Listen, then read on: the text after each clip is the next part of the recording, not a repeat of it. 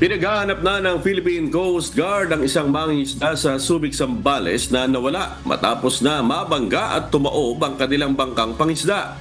Ayon sa PCG, naganap ang insidente sa layong 62 nautical miles mula Timog Kanluran ng Sampaloc Point, Subic, Zambales. Base sa salaysay ng kapatid ng nawawalang mangingisda, bigla na lamang nabangga ng isang hindi pa natukoy na sasakyang pandagat ang kanilang bangka bandang alas 3 ng hapon noong July 3 sa kalagitnaan ng kanilang pangingisda. Doon na tumaob ang kanilang bangka at saka nawala ang kanyang kapatid na si Jose.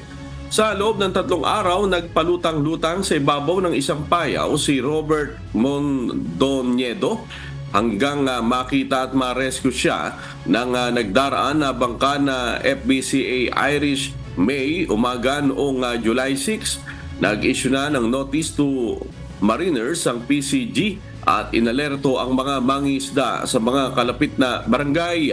I-deploy din sa lugar at BRP Sintangan para sa search and rescue operations sa nawawalang mangingisda.